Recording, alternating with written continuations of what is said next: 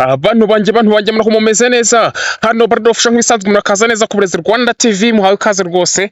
Hano noneho ngaha ndatekereza murimo murabona hano utuntu ndimo ndagenda mbereka, nkora kuri about me, nkakora kuri skills, hakaza ibindi bintu bishyashya, nkakora kuri project, nkakora kuri media, nkakora kuri certificate, nkakora kuri contact information, hose rwose mukagenda mubona ibintu bigiye bitandukanye. Tugiye kurebera hamwe rero icyo twita ePortfolio cyangwa se electronic portfolio, aho ushobora kwikorera portfolio ya online. Umuntu wese buriya biba byiza, yaba wapfa kuba warize uteganya kuba wabona akazi, byaba byiza ubaye ufite certificate nako portfolio ya online cyangwa se na CV yawe iri online, ku buryo umuntu akubwira ngo nka link yawe ya portfolio yawe, ukimuhereza ninga agahita akumenya uwo ari we wese wuzuye, agahita avuga ati uyu muntu twashobokana cyangwa se ntitwashobokana. Utagombye kwirirwa umuhereza ngo mfite ngo za diplome, ngo mfite ngo certificates n'izi ngizi, ngo mfite skills n'izi ngizi, byose tabisanga wongera ngo urimo urabibona rwose hano.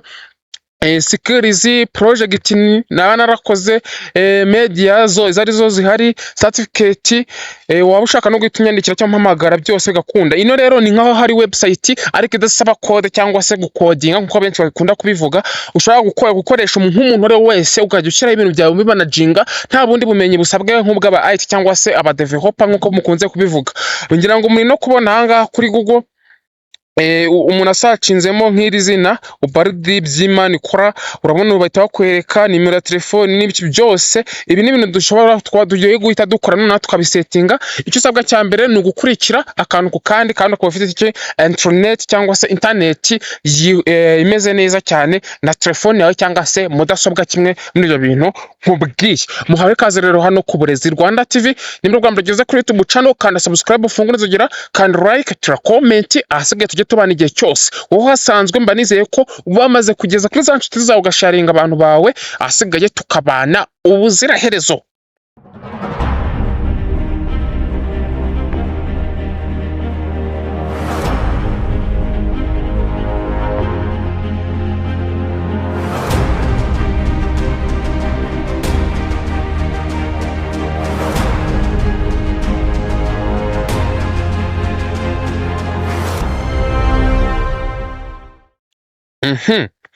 Kubikora rero dukenera hano, mufate telefoni zanyu. Ku bantu mufite mu telefoni mudasobwa ho nta kibazo, munasabwa gufungura Google Chrome yonyine. None ku bantu mufite mudasobwa nako smartphone, fata smartphone yawe ufungure Google Chrome, ukande hejuru ku tudomo dutatu, sibyo, nurangiza uhita ukora ahantu handitse ngo desktop site.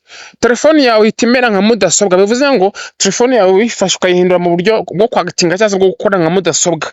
Niyo mpamvu iyo interface udashobora kuyibona. Noneho uraza muri Google Chrome yawe, wandikemo ngo sites.google.com, kuno uhita wemeza sites.google.com. bahise baduhereza akantu kameze gutya. Nigeze kubibabwiraho ngo twakoze form, dukora CV, dukora iki. Izi ni imwe muri tool ya Google Tools cyangwa se Google Workspace, idufasha kuba wagira ute, idufasha kuba n'ubundi wagira ibintu managinga bijyanye na site. Twabonyemo form, noneho hano tugiye gukora nyine website yuzuye neza 100%, ku buryo nta kintu na kimwe, nta bumenyi bundi busaba, nta database biradusaba. Ibi byose babigishingiye kuri Google. Ni graphical user interface cyangwa se nta bundi bumenyi bujyanye na code. Urahita uza rero hano handitse ngo akamenyetso ko guteranya cyangwa se blank site, ukande. Ubwo mwibuke neza ku bandi bantu muri gukoresha telefone namwe niko hameze, bahise bakubwira ngo your page, bakwereka ngo untitled site, barakwereka utu tuntu twose hano hose uri kugenda ubibona, sibyo. Unabona utu tuntu hano ngo insert page, term, themes, text box, images, embedded, drive, byose tugiye kubirebera hamwe ku buryo turakora ikintu kimeze. Murabona hano nk'iyo uje kuri home, hano kuri home urabona uhita uhasanga ifoto ibanza nyine kuri home, wenda TIT Uburezi official, za ati Rwanda Polytechnic content creator, ni founder w'Uburezi Rwanda TV. Hano wenda ni introduction, mushobora no gukandaho iyi link nayishyizemo aho ngaho. Harimo link ebyiri murebe ya direct creating website, hakaba niya my ePortfolio cyangwa se portfolio yanjye online. Hano ushobora gutuma contactinga, iyi niyo twita footer murayibona. Ibyo byose rero tugiye kubikora. Hano ushobora no gusearchinga ikintu, ni nka hari website, nta mafaranga bisaba, ni ubuntu byose. Noneho rero muraza hano handitse ngo your page, wandikamo ikintu ushaka kizagaragara kuri home page. Wenda twandikaho ngo YouTube page, sibyo? Mwika turi kwiga. Noneho hano haranditse ngo header type ushobora kuba image, ushobora kuba amagambo, akadushyiremo wenda nka image tuyaploadingemo. Tuza hano turaploadingamo image dushyiremo iyo dushaka. Kanze wenda mpigana nze mpige hano, rega turebe, sorry, mpigemo social media. Okay, amide ndeba hano agafoto kameze neza, sibyo?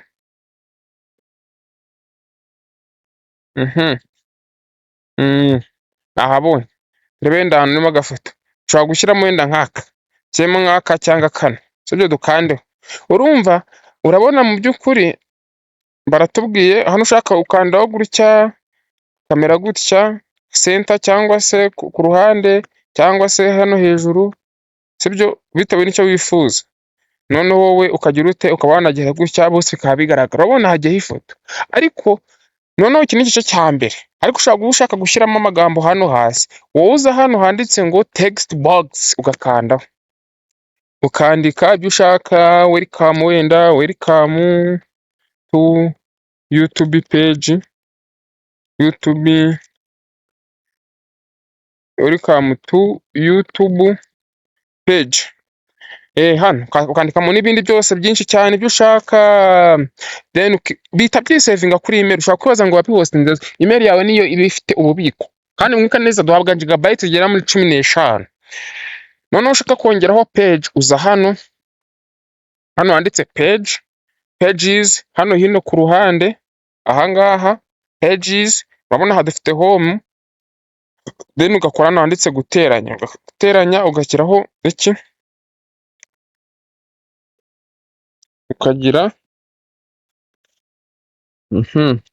ugahita ugira page name, ukayita wenda ati contact cyangwa se about cyangwa se news cyangwa se video. Tugiye gukora akantu kameze nka YouTube twemeza, sibyo? Ubwo murabona tugira pages ebyiri. Tugiye gushyiraho n'indi page ya gatatu, dushyireho subscribers, dushyireho na wenda na contact us, sibyo? Twemeze. Noneho urabona tugize iki, page zinga. Izi page nizo muri kubona tuba dufite mwene hano, hejuru, nk'iyi ngo contact, certificate, media, project, nizo turi gukora. Noneho iyo ushaka kujya kweditinga kuri buri page, hano muri video, ushobora kugira ute, ushobora kuza kadingamo ikintu ushaka, ukaza hano kuri insert, hano ku ruhande ukaba washyiramo ikintu kivuye kuri Google Drive, ifoto, ukaba washyiramo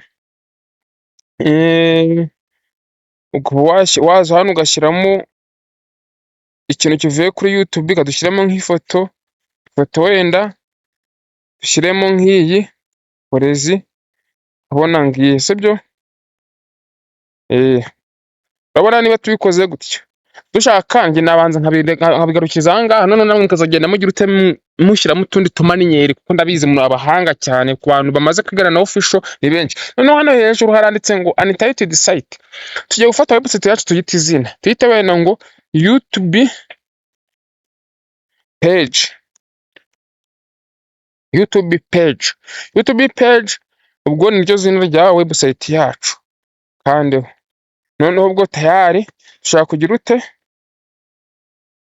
dushobora ubwo hano kuri video twashyize iki, dushobora kuza tukakanda hano handitse ngo publish. Iyo ukoze publish ubugize ute, ugiye gufata ya website yawe ku buryo umuntu wese uzaha link cyangwa se uzasacinga, ugiye waba ufite custom domain cyangwa se domain yawe, ukagira ute, uretse ko natanabereka ngira ngo nigize kubereka hano uri kubona hano haranditse ngo website. Ibi bintu ni iby'Imana ikora Uburezi twasashinze muri Google, urabona wanditsemo ngo iby'Imana ikora Uburezi kwemeza.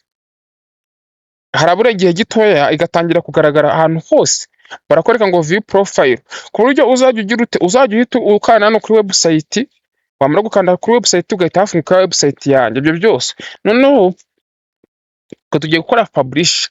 Dukora publish ugiye kwemerera ko ntuza yacu ushobora kuza kuboneka he online, ahubwo dushyiremo icyo twita web address. Web address ubwo turandikamo izina badetegitinga. Urabona tayari batubwiye ngo YouTube page wapi, katubanzeho wenda kandi dushyireho ngo kadushyireho nk'irindi zina wenda ritari YouTube page. YouTube hari igihe bashaka kuvuga ngo turi gushaka kwiba izina ry'abantu, dushyireho ngo Ubumenyi Rwanda, katubare kariyo username ntuza yacu, domain yacu, Ubumenyi Rwanda. Izina rirabonetse, iyi ni domain yacu.